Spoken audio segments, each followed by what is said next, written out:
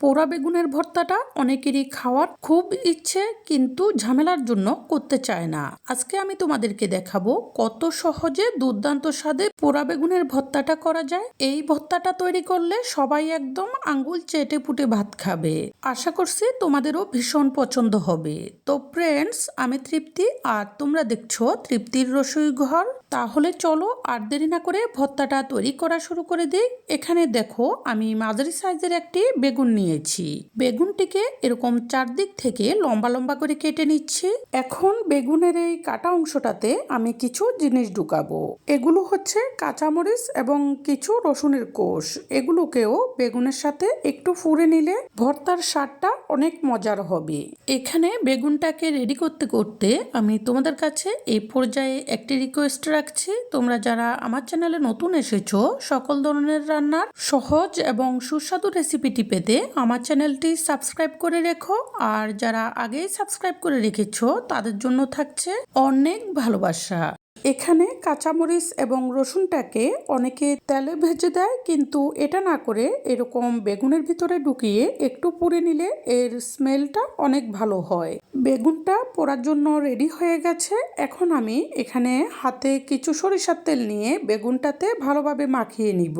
এতে করে এটা পোড়ার পর চামড়াগুলো খুব সহজেই আলাদা হয়ে যাবে। এখন এটিকে সাইডে রেখে এখানে দেখো আমি 2টি টমেটো নিয়েছি। এগুলোকেও বেগুনের সাথে পুড়ে দিয়ে দিব। তোমরা যদি না চাও তাহলে টমেটো নাও দিতে পারো। এখন আমি দেখো এখানে বেগুন এবং টমেটোগুলোকে চুলায় দিয়ে প্রথমে চুলার হিটটা একটু বেশি রেখে এরপর ডিম করে দিয়েছি। এখানে একটি টিপস বলি, তোমরা অবশ্যই বেগুনটাকে চুলার আগুন ডিম রেখে পুড়তে চেষ্টা করবে। এতে করে বেগুনের ভিতর যে জলীয় ভাবটা থাকে সেটি চলে যাবে আর ভর্তাটা টান টান হবে।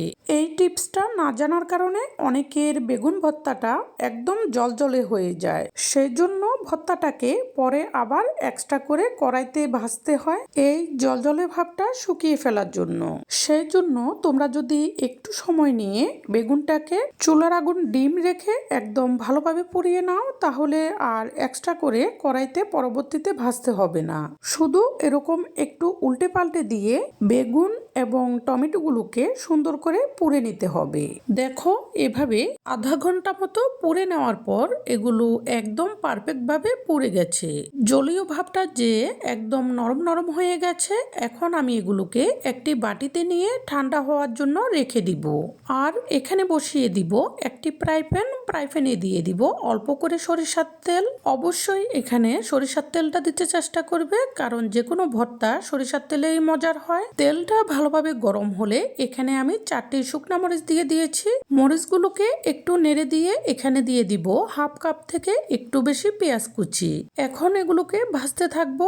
আর এখানে যে শুকনা মরিচগুলো দিয়েছি তোমরা তোমাদের পছন্দ অনুযায়ী এগুলোকে বাড়িয়ে কমিয়ে দিবে, যে যেমন ঝাল খেতে পছন্দ করো। আমি এর আগে বেগুনে কিছু কাঁচামরিচ দিয়েছি, সেই জন্য শুকনো মরিচটাকে একটু কমিয়ে দিয়েছি। পেঁয়াজগুলো ভাজতে ভাজতে এরকম লাল লাল হয়ে গেলে এখন আমি এগুলোকে সাইডে নিয়ে নিব আর চেপে চেপে তেলটা সরিয়ে একটি বাটিতে নিয়ে নিব। পেঁয়াজগুলোকে অবশ্যই এর থেকে বেশি লাল করা যাবে না, আর ভালোভাবে চেপে তেলটাকে সরিয়ে নিতে হবে। এগুলোকে নামানোর পর এখন আমি চলে এসেছি বেগুন আর টমেটোগুলোকে ছুলে নিব। এখন এগুলো অনেকটাই ঠান্ডা হয়ে গেছে। দেখো খুব সুন্দরভাবে চামড়াগুলো উঠে আসছে। পোড়া চামড়াটাকে যতটুকু সম্ভব উঠিয়ে নিলে ভালো হবে। টমেটোগুলো ছোলা হয়ে গেলে এগুলোকে সাইডে রেখে দিয়ে আমি বেগুনটাকে সুন্দর করে চামড়া ছুলে নিব। বেগুনটাকে পোড়ার আগে তেল মাখিয়ে নেওয়ার কারণে দেখো খুব সুন্দরভাবে চামড়াগুলো উঠে আসছে। বেগুনটা ভালোভাবে পোড়া হওয়ার কারণে দেখো বেগুন থেকে কোনো জলীয় ভাব বের হচ্ছে না। বেগুনের চামড়াটা ভালোভাবে খোলা হয়ে গেলে এরপর এর ভিতরে যে কাঁচামরিচ এবং রসুনগুলো রয়েছে এগুলোকে বের করে নিব। অলরেডি কিছু রসুন বের হয়ে গেছে, এগুলোকে বের করে সাইড করে রেখে দিব। আর এখানে একটি টিপস বলি, যে টমেটোগুলোকে পুড়ে নিয়েছি এগুলোর ভিতরে কিন্তু বিচি এবং জলীয় ভাবটা কিছুটা রয়ে গেছে। এখন আমি এগুলোকে হাত দিয়ে পাটিয়ে এগুলোর ভিতরের বিচি এবং জলটাকে ফেলে দিব। এতে করেও ভর্তাটা জলজলে ভাব হবে না। 2টি টমেটো থেকেই আমি এগুলোকে বের করে নিয়েছি।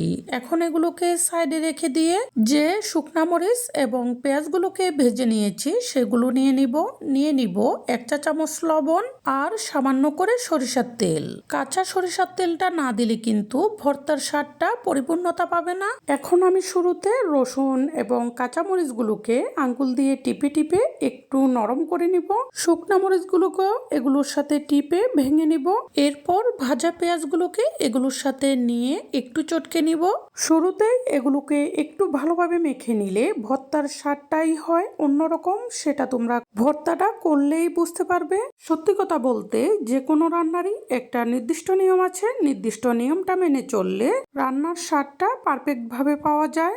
এখন আমি টমেটো এবং বেগুনগুলোকে ভেঙে নিব। ভেঙে আঙ্গুল দিয়ে টিপে একটু নরম করে নিব। নরম হয়ে গেলে এখানে আমি ভর্তার স্বাদটাকে বাড়ানোর জন্য আরো একটি জিনিস অ্যাড করব। সেটা হচ্ছে কিছু ধনেপাতা কুচি। তোমরা না চাইলে এটা না দিলেও হবে, কিন্তু দিলে ভর্তার স্বাদটাই অন্যরকম হবে। এখানে এই ভর্তাটা মাখার সময় যে সুন্দর একটা স্মেল বের হয়েছে সেটা বলে বোঝানোর মতো নয়। তোমরা যদি ভর্তাটা করে দেখো তাহলেই বুঝতে পারবে। তোমরা একবার এই ভর্তাটা করে খেয়ে দেখো, খেতে জাস্ট অসাধারণ হয়। ঘরের সবাই অনেক মজা করে খাবে আর তোমারও ভীষণ পছন্দের হবে। এটার লুকটা দেখেই বুঝতে পারছো এটা কতটা লোভনীয় হয়েছে। এই রেসিপিটাও যদি তোমাদের পছন্দ হয়ে থাকে অবশ্যই লাইক, কমেন্ট এবং সাবস্ক্রাইব করে সাপোর্ট করতে থাকবে আরো নতুন নতুন রেসিপি উপহার পাওয়ার জন্য। এই বলে আজকের মতো এখানেই বিদায় নিচ্ছি। পরবর্তীতে চলে আসবো নতুন কোনো রেসিপি নিয়ে। সেই পর্যন্ত সবাই ভালো থেকো।